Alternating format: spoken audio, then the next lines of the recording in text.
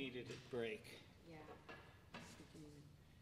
I did, although I did, okay, now, oh, well, I guess you got your, how does that work? Now, people usually like it about there, don't they? Okay, here's a pad of paper for break. For names of people coming to lunch. Yeah, yeah.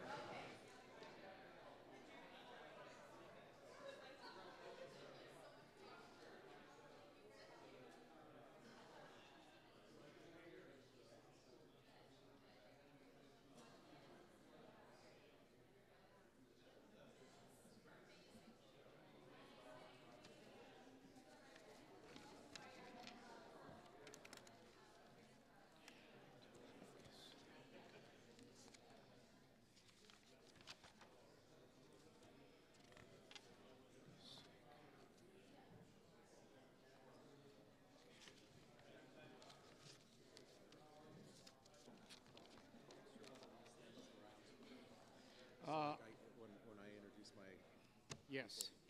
And we'll have some more shortly. Do you have any extra pens? I'm not gonna steal your pen.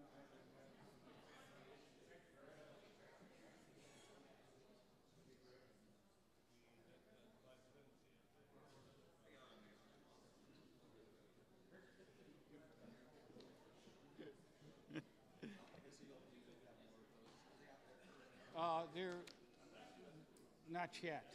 Aaron, you brought the program. Did you bring any of these? No, I didn't, because by the time I was already on the shuttle when Tia texted Okay. me to bring. I'll have this one for you. Good.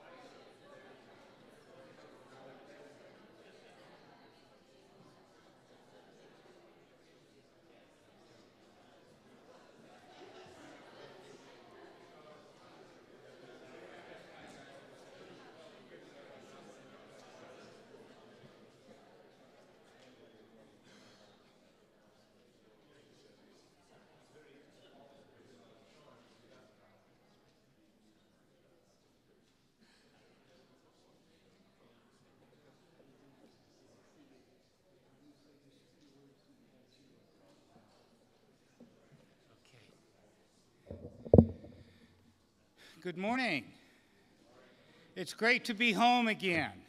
After a year away in Nuremberg, which I might add was a wonderful time, but it's good to bring the dialogues back home again.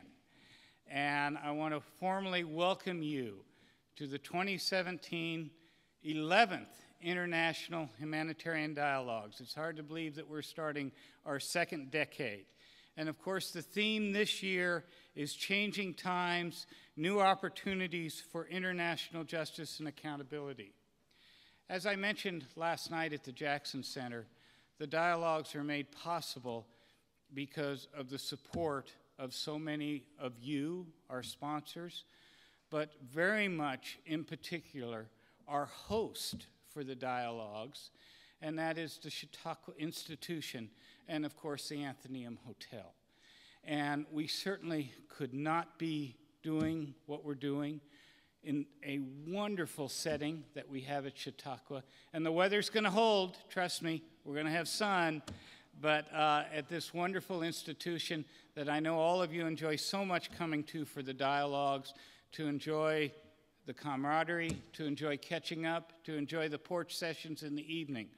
But here to welcome us is the new president of the Chautauqua Institution, and I would like to invite to the podium Michael Hull.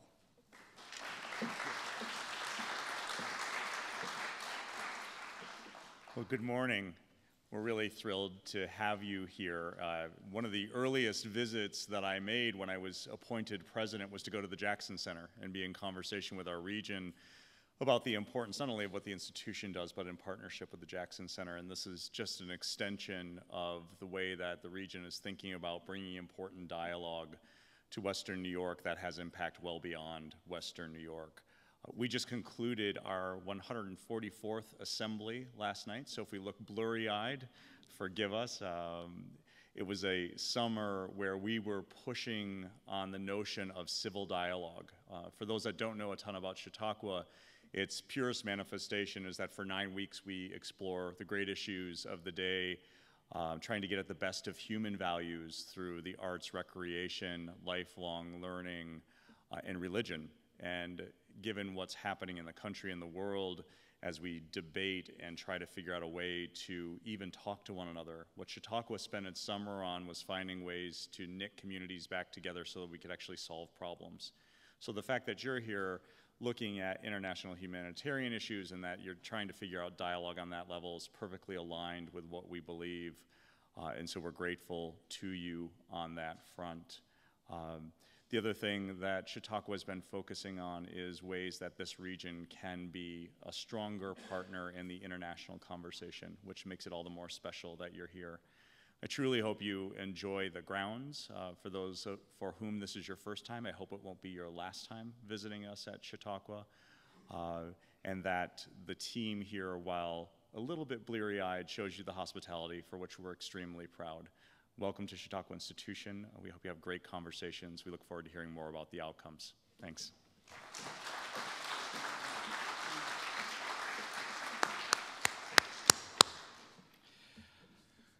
First, let me, before I introduce some very, very special guests and we move forward with our program, I have learned that the dialogues are available for viewing on YouTube right now as we're speaking, but most importantly, it will remain archived on YouTube. So, of course, it's hard for you to get word back to your schools that it's going on, but it's going to be there. And so if you want to go onto YouTube and type in IHLD 2017, the dialogues will come up on YouTube, and again, they will remain there. And so when you get back, you can get word out to everybody that all they have to do is type that into the YouTube and find the dialogues, and they will be archived there. Certainly the sessions here in Fletcher Hall. The remaining sessions we will be videotaping, and we'll get those out to your schools to post as you wish. But anyway, this is my chance to introduce some very, very special guests that we have with us today, and of course what make the dialogues possible. And of course, first I would like to introduce the prosecutors. And so if I look down, and I think I'm going to start off with my favorite court, the Special Court for Sierra Leone, and work from there in no particular order. So from the Special Court for Sierra Leone, we have here with us David Crane, the founding prosecutor from Sierra Leone. We have, is Stephen here with us yet this morning? Stephen Rapp is on the grounds. Let me say that. Stephen is here with us. And of course, we have Mohammed Bangura, who is here representing Brenda Hollis for the Residual Special Court for Sierra Leone. For the ECCC, we have the current prosecutor, Nick's ready to get on his feet. We have Nick Kumjian, and Robert is on the grounds, and Andrew is also on the grounds. And so you will get to see both of them throughout the dialogues as we move forward. I think they may have been up a little late last night, but they certainly will be with us. For I believe the very, very first time joining us at the dialogues, we have always had a representative of Norm Farrell at the dialogues, but this time we have the prosecutor from the Special Tribunal for Lebanon. And so I'd like to introduce Norman Farrell. Welcome. We're pleased to have you with us today. Okay. From the International Criminal Court, representing Fatu, we have Fabrizio Gradiglia. Close, but welcome. I believe this is also your first trip to the dialogues, and so we're very, very pleased to have you. Did Kevin get up this morning? There he is, right there, and we have Kevin Hughes. Kevin Hughes is wearing two hats today. Kevin is representing, of course, the International Criminal Tribunal for the former Yugoslavia, and he is also representing the mechanism for the International Criminal Tribunals.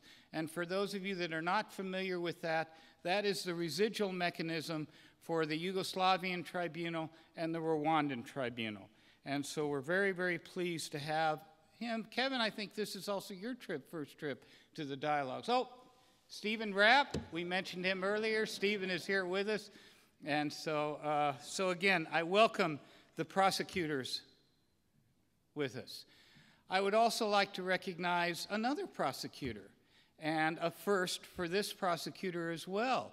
But we also have General Mark Martins from the U.S. Military Commissions. General Martins is joining us for the dialogues, and we're very, very pleased. And of course, he will be joining us on a panel discussion this afternoon and a porch session tomorrow morning. And so we're very, very pleased. I would like to introduce Mr. Al-Haji Sai. You will get to know him very, very well in just a few minutes. He is the Secretary General for the International Federation of the Red Cross.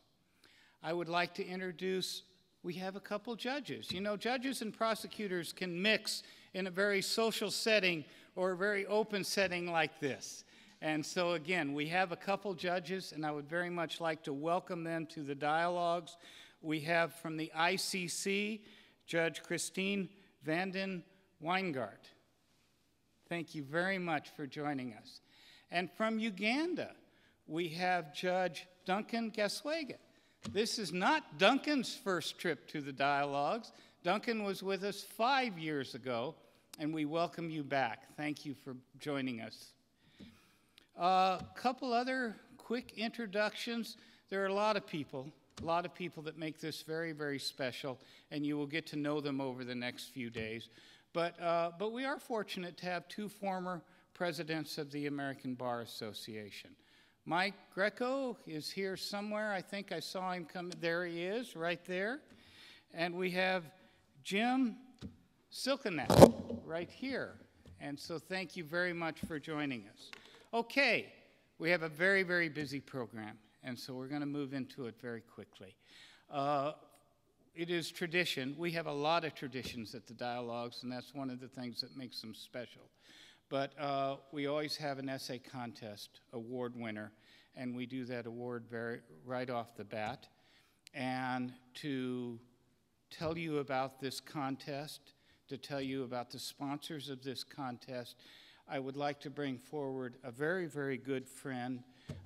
Drew has been the education director for the Jackson Center.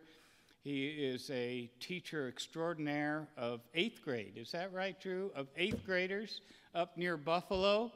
And he runs a summer institute, which is just a fabulous endeavor. And he introduces young people, and that's what it's all about. And many of them are in the back today. And he introduces them to international issues that, quite frankly, American kids don't see. And so I would like to invite Drew to the podium, please.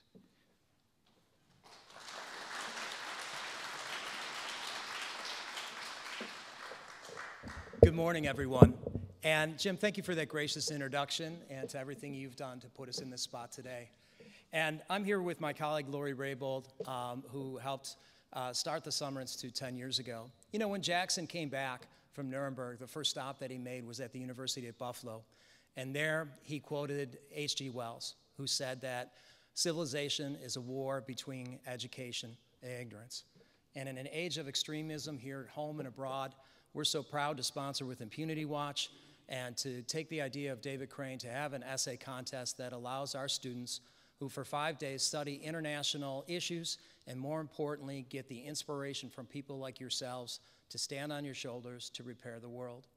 So this year, our essay contest had our students explore the lives of Eleanor Roosevelt, Raphael Lemkin, and Robert H. Jackson, which was the contest title and charge. If Anna could come up from Impunity Watch here, she will tell you a little bit more about it. Our students are in the back there. We had a record 75 come to pay tuition, to spend 5 days to learn more about how to change the world. Summer Institutes, David, have also started in Albany, in the Lower Hudson Valley, and in Rochester. This year alone, we trained close to 200 students. We're hoping to expand to Rwanda next summer, all because of the inspiration of standing on your shoulders. So with that said, Anna, if you could tell us a little bit more, and then we'll have the winner come on up. Hi, I just wanted to start by saying thank you to Professor Crane, who is the founder and faculty advisor of Impunity Watch, for inviting Sarah and I to be here today. This is our first time at the Dialogue, so we're very excited. For those of you who aren't familiar with Impunity Watch, we're a law journal. We publish articles regarding human rights issues, usually with an international scope. We also have a news division, which is led by Sarah Laffin. And we also have the Syrian Accountability Project, which tracks and monitors the Syrian crisis. This year, I was able to participate with the essay contest. I chose this year's winner because not only did she look at the lives and the accomplishments of the individuals who were the topic of the essay contest, but she went further and she looked at their mentors and their inspiration to find her own. This essay was very well written, and I really enjoyed her perspective. So congratulations to Andrina Kirst.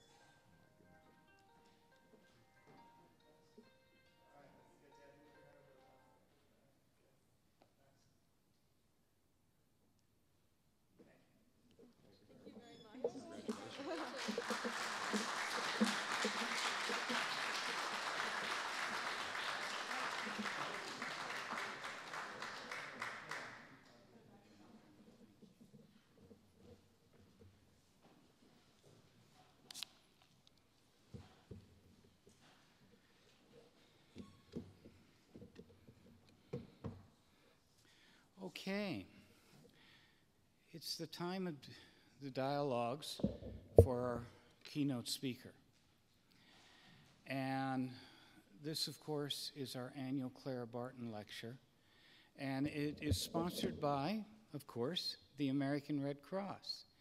It is absolutely our pleasure to have the American Red Cross as a sponsor for the dialogues. They have been with us now for, gosh, I believe going on 5 or 6 years that they have been part of the dialogues and, of course, sponsoring this lecture. And so I would like to now invite a representative from the American Red Cross forward and to tell us a little bit about the American Red Cross and, of course, to introduce our keynote speaker this morning. Thank you.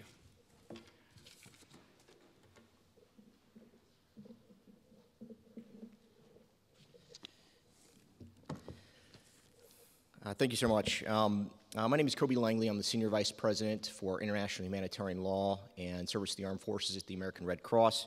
It's my pleasure to be here with you today to introduce the dialogues, as well as just to tell you a little bit about Clara Barton and what she means and how she's relevant today. And then, of course, introduce our keynote speaker, El-Hajj. Welcome. I think it's fortuitous that this dialogue is occurring very shortly after the 68th anniversary of the Geneva Conventions. Through the conventions, which were technically published 68 years ago, about a month ago, we've chosen to celebrate and honor the spirit of Clara Barton here in the United States.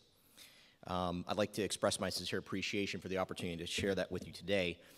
But I wanted to talk with you about one particular article, or more specifically, one common article that I think epitomizes the spirit of the dialogues, the Clara Barton dialogues. There's one common article in particular that best captures the spirit of the Geneva Conventions, first appearing in the preamble to the 1899 Hague Conventions, and then reiterated again in the Geneva Conventions, the additional protocols, and numerous other pieces of international jurisprudence. It is known as the Martens Clause.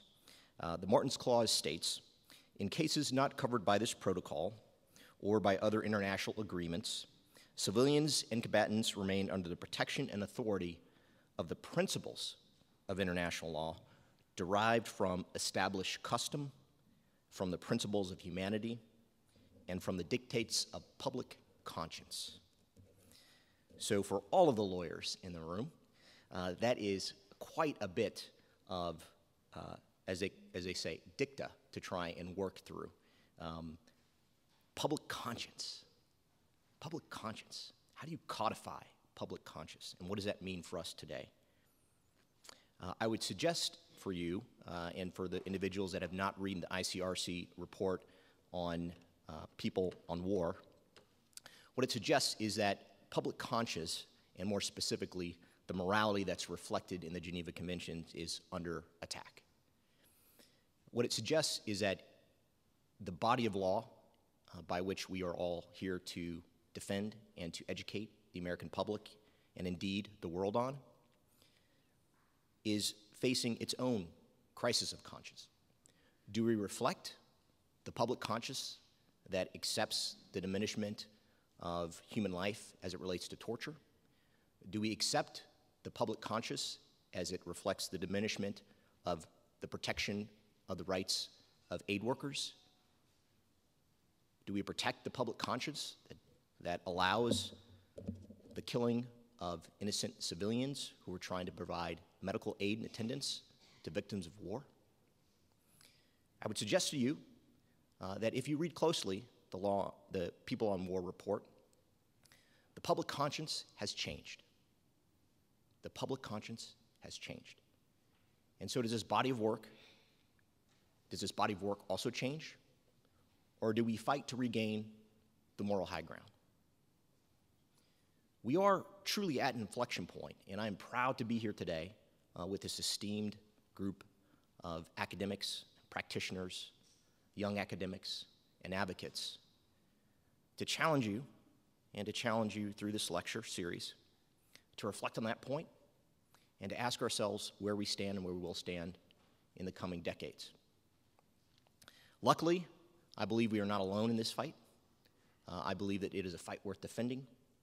And I also believe that our global reach and influence through the International Federation is standing by our sides and will help us accomplish what I do believe will be an immense challenge in defending the morality reflected and the public conscience reflected in the Geneva Conventions. Clara Barton founded the American Red Cross in the Civil War battlefields in order to help protect that public conscience at the time. These lectures reflect her ideals, and they challenge us every day to live up to her own reputation. It's an honor to introduce one of those defenders of that torch, and indeed the leader of the entire Red Cross and Red Crescent Federation movement. El-Hajj is the Secretary General of the IFRC. He began his leadership role on 1 August 2014 and is based in the Secretariat in Geneva, Switzerland. Mr. C has extensive experience in leadership roles in the humanitarian sector, having previously served at a senior level with UNICEF, UN AIDS, the Global Fund to Fight AIDS, Tuberculosis, and Malaria, and other agencies for more than 25 years.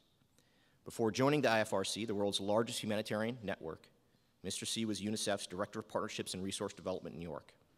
He's also served as the UNICEF Regional Director for Eastern and Southern Africa and Global Emergency Coordination for the Horn of Africa. From 2005 to 2008, Mr. C was Director for the HIV/AIDS practice with the United Nations Development Program in New York. And before that, he worked for the Global Fund to Fight AIDS. Director of Operational Partnerships and Country Support in Geneva as well. Mr. C has also held the position of UNAIDS representative in New York and Director of the New York Liaison Office.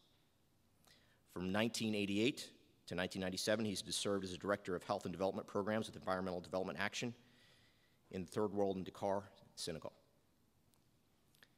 Mr. C holds a bachelor's degree in Arts and Human Sciences from the University of Dakar. He then pursued his master's studies in Arts and Germanistic at the University of Graz, and he graduated in the Diplomatic Academy in Vienna. He was also awarded a postgraduate diploma in education from the École Normale Supérieure in Dakar. He speaks English, French, and German, and is a national of Senegal. It's my pleasure to introduce the Secretary General of the IFRC, Mr. Al-Hajasi.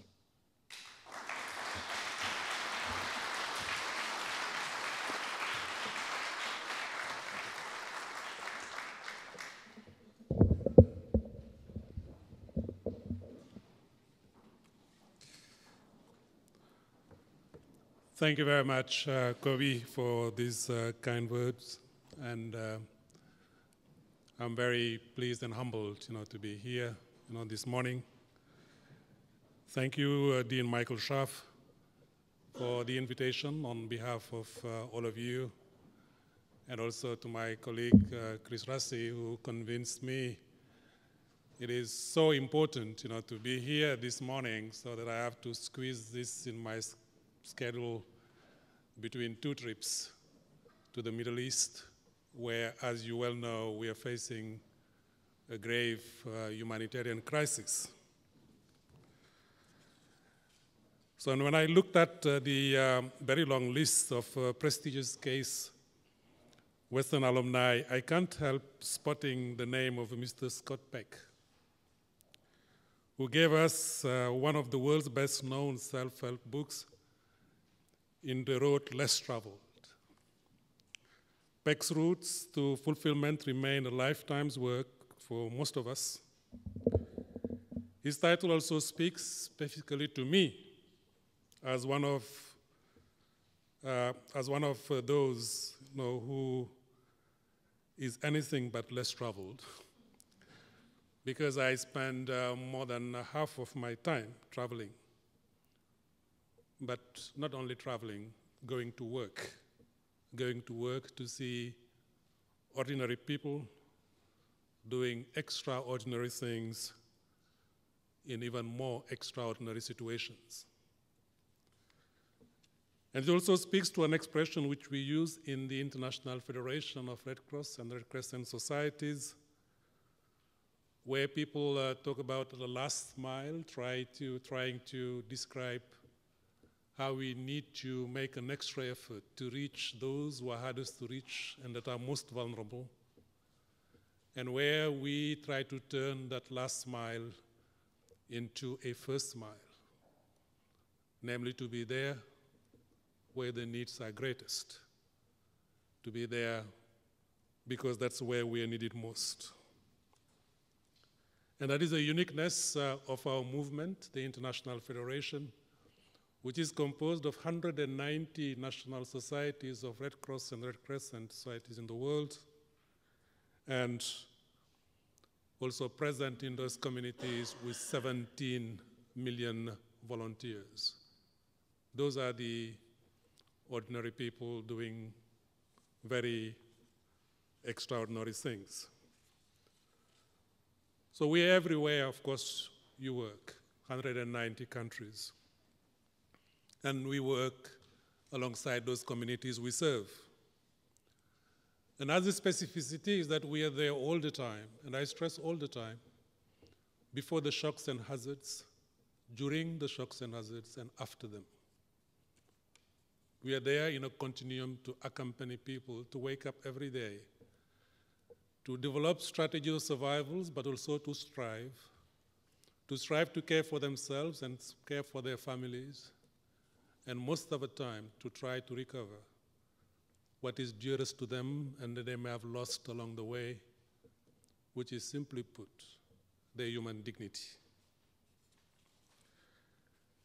And as the principles of humanity, we have also the fundamental principle of humanitarianism, and what the International Committee of Red Cross President Max Huber described as the unconditional recognition of the value of everything that has a human face, which overarches everything you will discuss over the next few days, in which clearly links as international humanitarian lawyers and criminal lawyers to us and the International Federation of the Red Cross and Red Crescent as plain international humanitarians.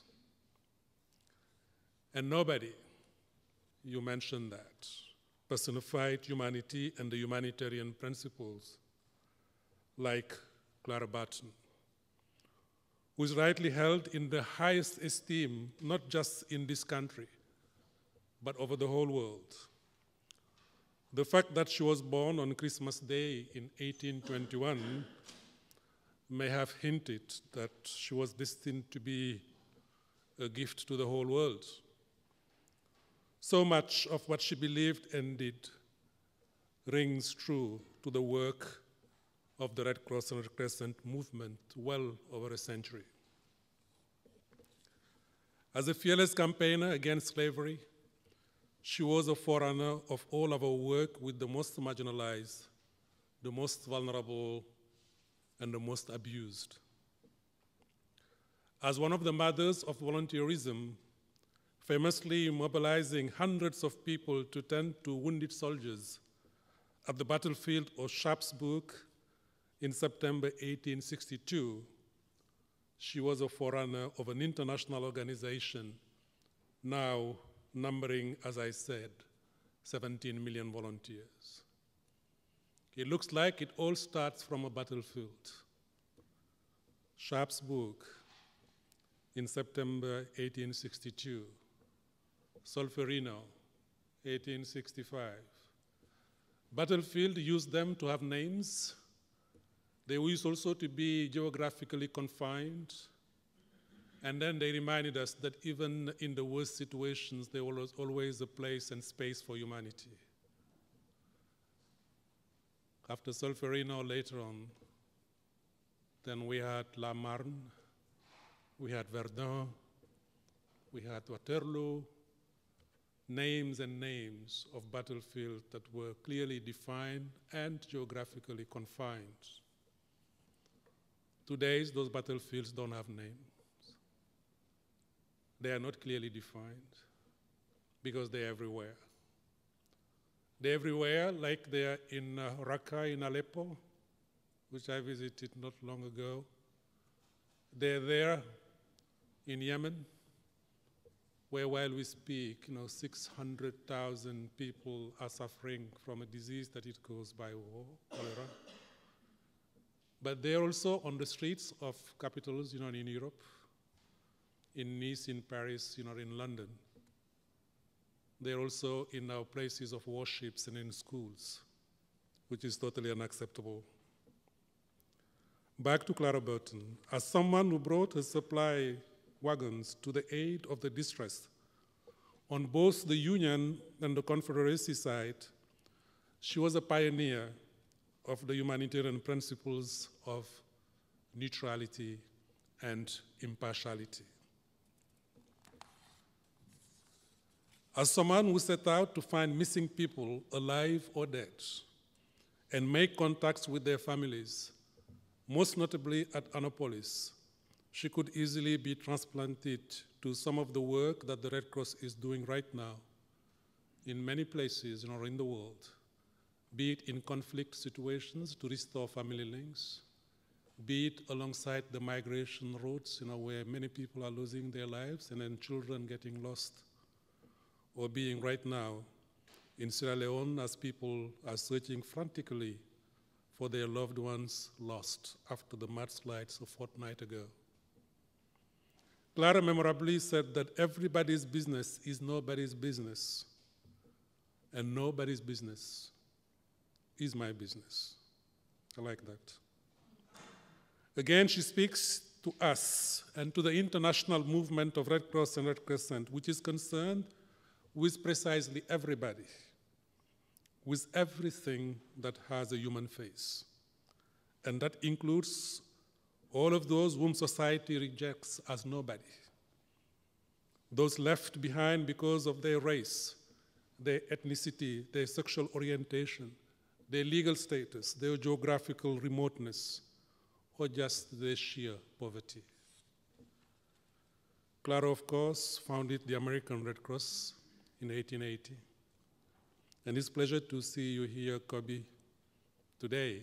I know you are with us physically, but you may be somewhere else in spirit, maybe in Texas.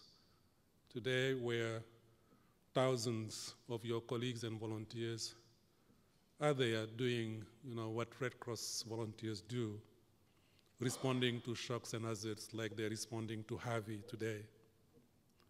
So let me take then this opportunity to pay my respects to the American Red Cross volunteers alongside the whole century, including those ones today actively responding in Texas. The American Red Cross is one of the largest national societies in terms of staff and volunteers of our movement, and they're a key player in our global international federation as one of the original founders and a current member of our governing board. Many of you will have seen the way they mobilized this great country's response to tragedies near and far, from the Indian Ocean tsunami at the very end of 2004 to the Haiti earthquake of January 2010 to Hurricane Sandy in 2012, and while we speak, right here in Texas. A month ago, we were together again in Haiti, seeing the laying of the first stone of an American Red Cross-funded blood transfusion center in Port-au-Prince. And there have been 5 American presidents of the International Federation of Red Cross and Red Crescent, including the iconic Henry Davison as the first from 1919. Ladies and gentlemen, it serves my purpose to acknowledge some of the moving spirits behind this lecture and these dialogues, because the theme that unites them all is the relief of human suffering. That is why we are all here. Today, I would like to look at both international humanitarian law and international humanitarianism, because they are part of the same continuum, and 2 things link them: the legal and regulatory environment in which we as humanitarians operate, and the fundamental humanitarian principles which underpin all our work. Here, perhaps, I should also acknowledge the spiritual, emotional, and intellectual forefather of both international humanitarianism in the form of the Red Cross and Red Crescent, and also of one of your professional disciplines, that of international humanitarian law. I'm, of course, referring to the Swiss banker, Henri Dunant, who, in the terrible wake of the slaughter of the Battle of Solferino in 1859, laid the foundations of 2 things. First, the movement of which I'm proudly a part of today, and second, of the Geneva Conventions, which are, of course, central to your work and central to our work, and which have become ever stronger since the Protocol of 1977. and all we share in the same context because we share the same world, this one world of ours, which unfortunately today is hurting. It is hurting because it is a world in which the UN estimates that 100 million people need humanitarian assistance in any 1 year. 100 million. At a cost of $22 billion US. It is a world of multiple possibilities for unhappy alliteration, in which today I will simply mention 3 diabolic Ds: disease, disaster, displacement. Let me address the first D, this disaster. As I said this week, our focus has been on the victim of the mudslides in Sierra Leone, with over 400 people dead, and we're still counting. The focus is also on the worst floods in South Asia in living memory.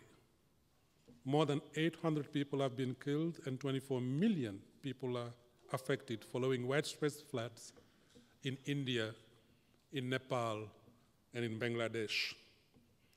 Bangladesh, the country of floodlands, which was devastated by floods with massive loss of life a generation ago, and which has since done so much to mitigate their damage, has experienced again the most severe flooding in 100 years. Any week, the disaster agenda is different, but it is always there. We approach the morning news headlines with trepidation. We know that disasters impact most on the most vulnerable, the poor, and most marginalized, the women, the children, the elderly, the disabled. We also know the reasons for so many disasters. Natural shocks will always happen. Natural hazards will always happen. There will be a monsoon season every year. There will be cyclic droughts now and then. But there is no fatality that a hazard has to become a disaster. Our level of preparedness, or lack thereof, will be pretty much impacting on the fact that these hazards become disasters or not. In Sierra Leone, deforestation, unplanned urbanization, can also be part of a contributing factor to that. In Southeast Asia, early warning, early action, early response, building back better, and also building the resilience of people or lack thereof will be making a difference if a shock or hazard will become a disaster or not. And that's why it has been now proven by the bank, the World Bank, that $1 spent on disaster preparedness saves us $7 in disaster relief. And those dollars also save countless lives, not least the lives of life givers themselves, with half of all preventable maternal deaths worldwide occurring in conflicts and disaster settings. Disaster preparedness is life readiness. It is central to what we do also in the Red Cross and Red Crescent movement. Meanwhile, the second D is disease. Disease which is so often compound of famine, the scourge of by which 20 million lives are still in grave danger. In South Sudan, in Somalia, in Nigeria, in Yemen. FuseNet measures the level of famine and then the vulnerabilities of people in 5 grades. 5.1, relatively okay. 5.2, in stress. 5.3, in crisis. 5.4, in emergency. And grade 1 again, let me do it. Grade 1, it is okay. Grade 2, it is stress. Grade 3, that is crisis. Grade 4, emergency. And grade 5, famine. In most of the places we work and where the needs are greatest, at best, people are in stress. At worst, they are in famine. That is the reality that is today happening in those places that I mentioned. And adding insult to the injury in the form of horrific cholera outbreaks in Somalia and Yemen. Can we imagine today that 540,000 out of 27 million Yemeni, meaning 1 in 50 people, have already contracted cholera. 22,000 died, and there are more than 25,000 new cases still occurring every week. And there is more.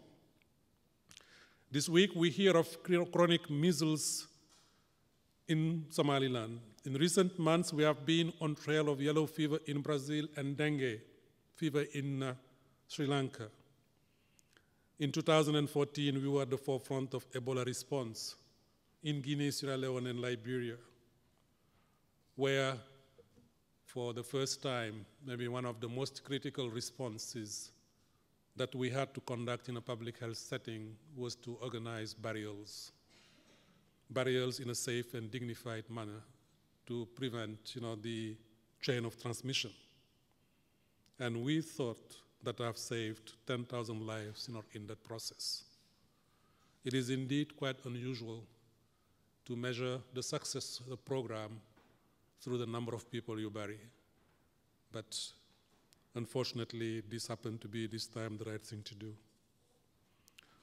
Much of our work on disease revolves around ensuring the capacity to detect, to prevent, and to respond at the community level.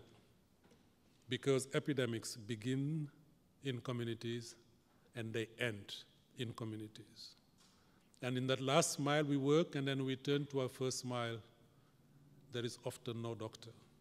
There is often no school. And this is the community and the first responders that will be making a difference. The third and final D is for displacement. With today seeing the highest number of displaced people globally since the period of trauma at the end of the Second World War. We often hear that reference. We've never seen anything like that since the Second World War. We don't have a Third World War, but the only reference we're going back is to a Second World War, and it is quite scary. The UN puts the figure of the displaced at 66 million, 44 million people displaced within their own countries, and 22 million people, 22 million refugees and asylum seekers outside of their own countries. To alight on just one situation in which we are all painfully aware, in Syria, Turkey, Lebanon, and Jordan, our national societies alongside with the IFRC and the International Committee are strengthening a movement response to the Syria crisis, which is now entering, unfortunately, its 6th year. Over 5 million Syrians have been displaced outside their own countries, and even more within it. Of those outside, 3 million in Turkey, while Syrian refugees make up a full third of the whole population of Lebanon. What generosity from a country with so many of its own challenges before it takes on those on anyone else. Our IFRC member in Syria is the Syrian Arab Red Crescent, or SARC, as it is known. It has led the humanitarian response inside Syria from the beginning. I visited Syria 3 times over the last 3 years, and saw how collectively we reach more than 5 million people each month through the combined efforts of more than 7,000 active volunteers and 2,000 staff. People who are themselves are affected, getting out of their way to help their fellow citizens. And unfortunately, quite often at a very high price. We already lost 65 volunteers in Syria, already 12 in Yemen. And there is nothing courageous, to count, the courage of the number of people we lose on the line of duty by providing humanitarian assistance. It is simply unacceptable. When people are outside their own countries, whether they are migrants or refugees, our national societies are present alongside the whole continuum, from the countries of origin, for instance, in West Africa, where they reach out to communities and give impartial and factual information of what it is to move country or for whatever reasons.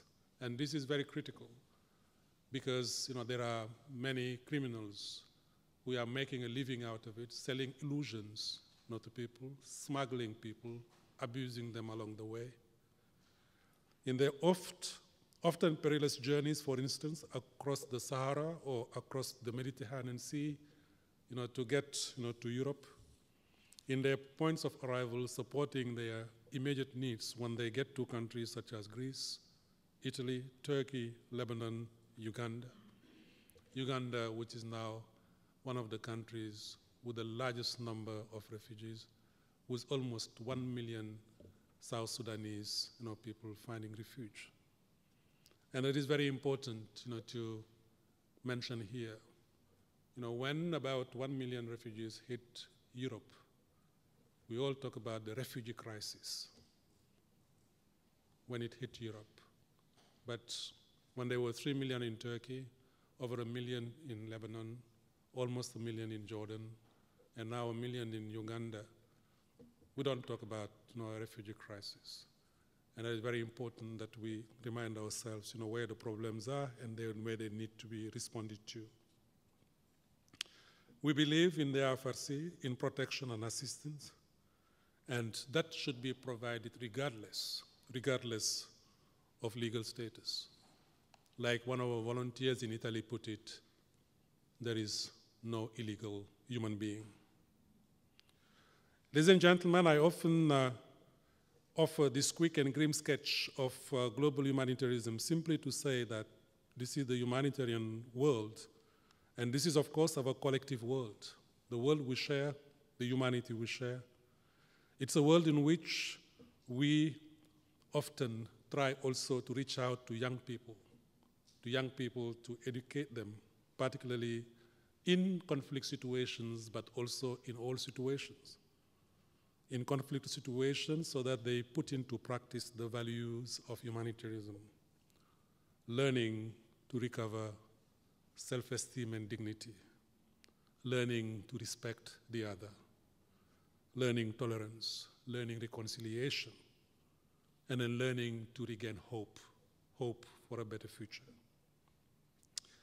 Let me now turn to your specific field, that of international criminal law and international humanitarian law. From the 17th century roots in the thinking of Hugo Grotius, there have been evolutions in laws about war and conflict. In the 21st century, the prime purpose of IHL is to protect not only civilians and civilian objects such as hospitals and water and sanitation infrastructure, but also combatants, including the wounded, the prisoners, who are caught up in these terrible scourges of armed conflict and war. Within the International Red Cross and Red Crescent movement, as you know, situations of war and conflict are largely the preserve or sister organization, the ICRC, the International Committee of the Red Cross. As ever, I pay tribute to the ICRC, which carries out magnificent work in situations of extreme danger and is officially the guardian of international humanitarian law. Today, I would like to acknowledge the important work undertaken by investigators, prosecutors, lawyers, and others in the pursuit of justice in the wake of war crimes. I'm so pleased to do that today. I think in my entire life, I've never been surrounded by so many prosecutors and judges, and lawyers, and feel safe, at the same time. I'm pleased to see representatives of the international criminal tribunals, including the International Criminal Court. It has been 15 years now since the Rome Statute entering into force, and there have been more than 40 individual indictments in the ICC. It has been a time in which there have been achievements and results, and also a time in which there has been more complications to match. the accusations of imperialism and an overfocus on Africa, the tensions between the pursuit of justice and the pursuit of peace, the challenges of avoiding politicization and bias, the complexities of complementarity whereby the national state is supposed to be the first to deal with a violation, with the ICC a support for that process and a court of last resort. I'm not the person to unpack those issues, but I can talk to how the work of international investigators and prosecutors can affect the work of humanitarians. IHL violations clearly lead to massive humanitarian needs, and they need to be stopped. They must be stopped. At the same time, we must always be careful that any work undertaken to prevent and respond to IHL violations, including by international criminal processes, does not create further needs, nor create challenges for humanitarian actors to do their work.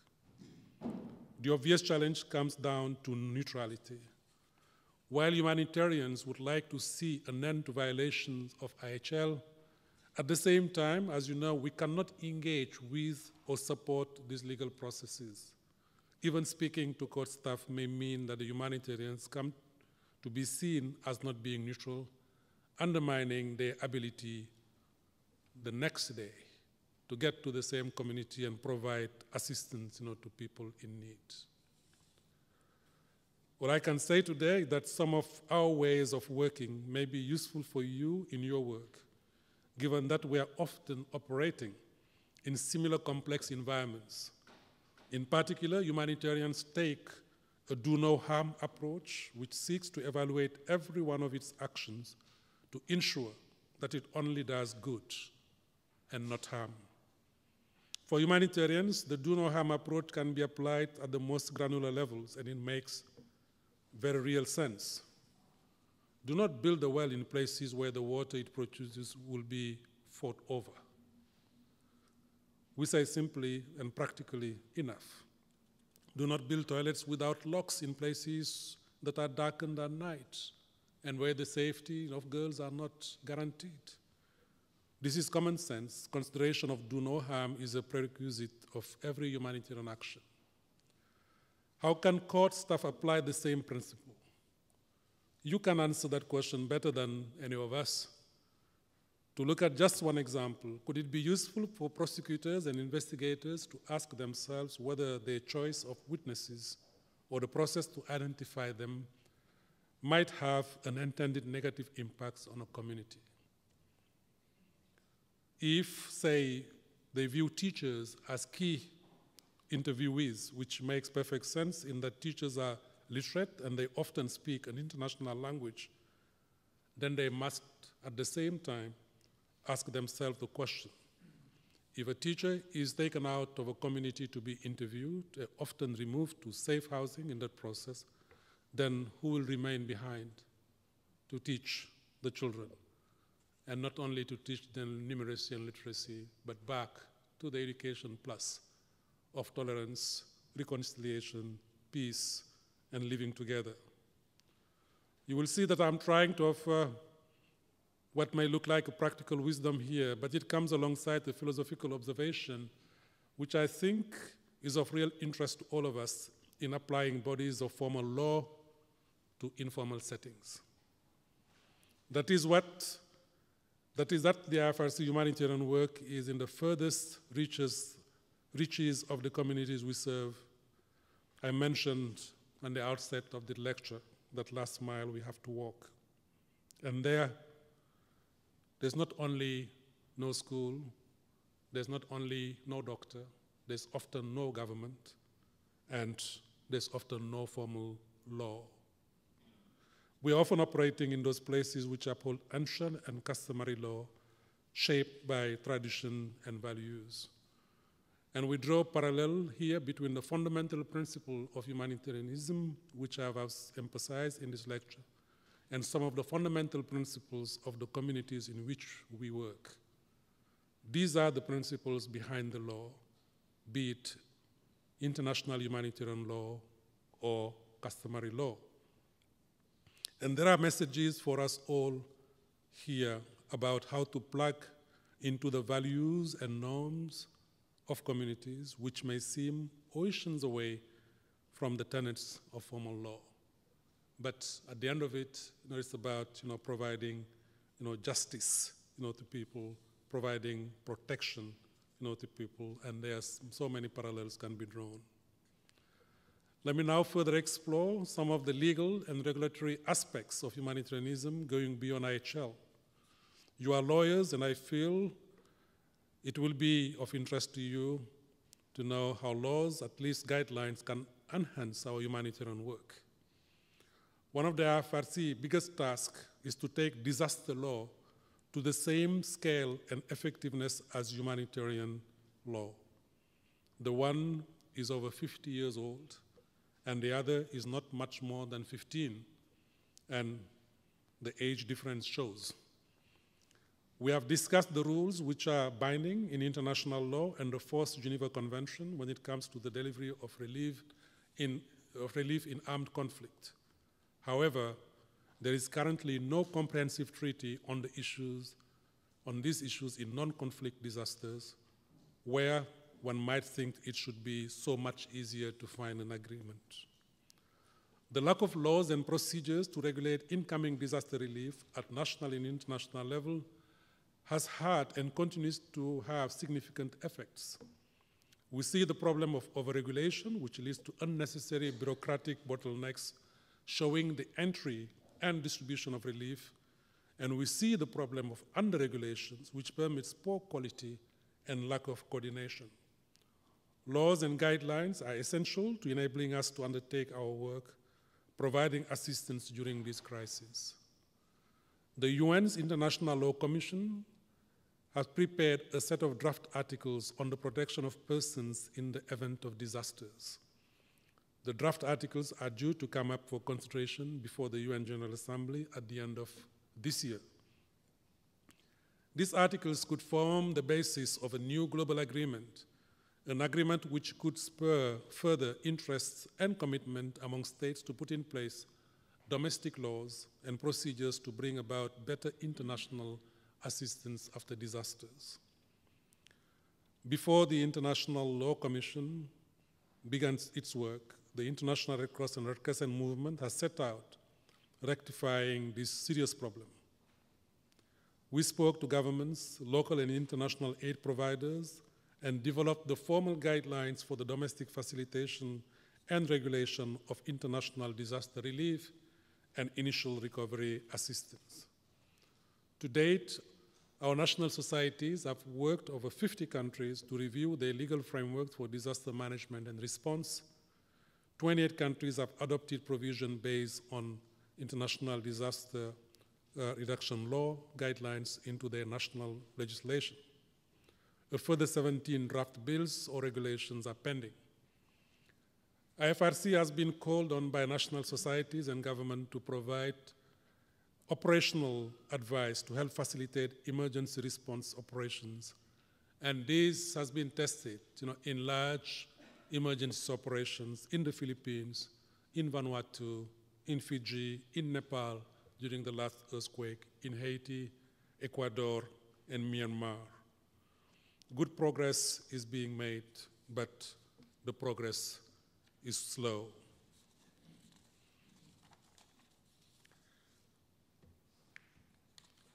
But let me briefly mention one other way in which we are trying to improve the environment in which we work. This is the area of volunteer protection.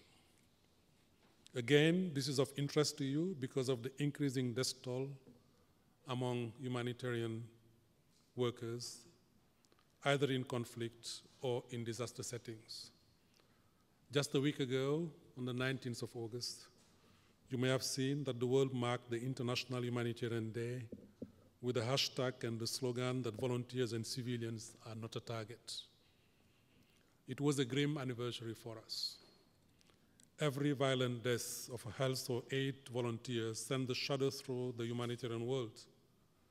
This happened again 2 weeks ago in Central African Republic, where we are working closely with our member national society to strengthen the health system that has been totally destroyed during these years of war. It happened when 6 of our volunteers in the very health center, that they tried to rehabilitate, to serve people, they were found and killed, 6 of them. So far in 2017, this year, 24 volunteers and staff have lost their lives to violence. The year is not over. Already 24, including in Syria, in Mexico, in Nigeria, in Mali, and in Central African Republic.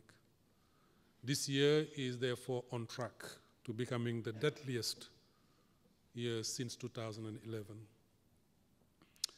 Our 17 million Red Cross and Red Crescent volunteers are our greatest treasure. Much of our moral authority and unique presence derives from them, and their simple desire to do good and offer time to help their fellow human beings. They speak local languages, they understand local cultures, they're courageous and committed, but as I said, we cannot continue to measure the courage through the number we lose on the line of duty. We must protect them to continue to do their vital work, and we must do more to ensure their safety.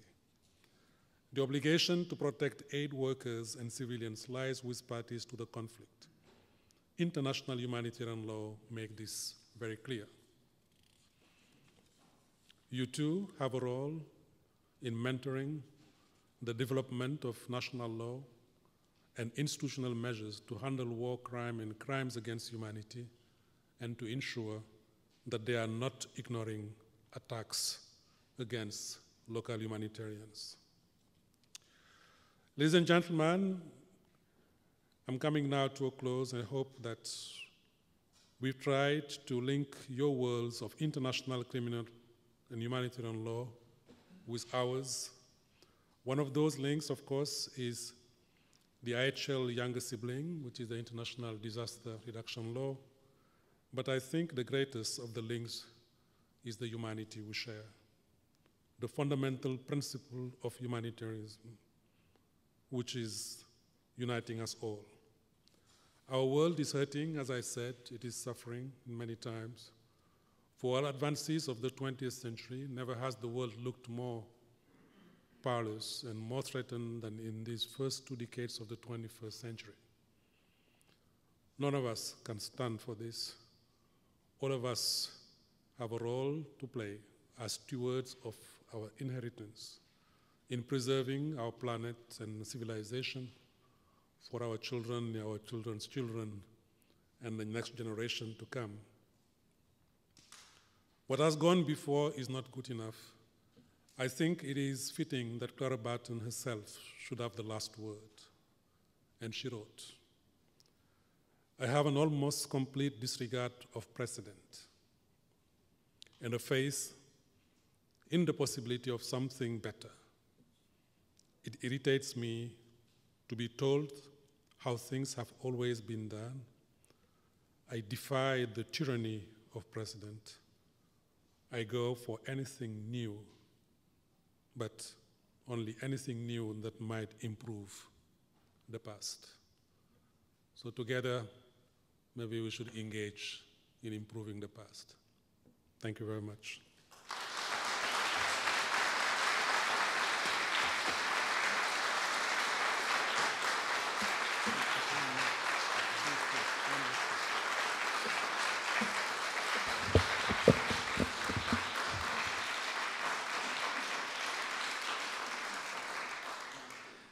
We do not have time for questions now, but Mr. Tsai will be with us through the day, and so I welcome you to thank him for the work that he does. As prosecutors, we are often 1 or 2 or 3 steps removed, either by time or by distance. But the member organizations that you support and work with are there on the ground at the time, dealing with the terrible results of these conflicts, of disasters, of so very much. and just for you to talk about the number of workers that have been lost. I believe you said 60 have been lost, and that is just, I mean, that's a number that we don't think about, and a number that people don't think about and appreciate, those people that are out there doing what needs to be done. And they're at risk themselves. Again, Michael Scharf, we want to thank you for recommending Mr. Tsai to come to the dialogues and reaching out to him to join us. But this is too late. We should have had Mr. Tsai or maybe your predecessor here with us long before. We will take a break now. For those of you that are not staying in the hotel or have not previously coordinated with Ted about lunch and want to join us for lunch and the program, you have to, of course, purchase your lunch, but we have to give the hotel a number. So if you've not previously coordinated with Ted, and I know many of our students have, please stop outside during the break and see Pam or Tia out there and let them know that you plan to come over and join us for lunch. And if you let us know you're going to join us, please do come over and buy a lunch ticket, because we will let the hotel know how many are joining us for lunch and that they're going to come and buy a ticket. Lunch is about $20, and so please come and join us for lunch if you'd like, and let us know you're going to come. We will take a break now. Please be back in your seats at 25 minutes till 11. We would like to start promptly, give you a few extra moments on break, and we have a break set up outside. Thank you very much.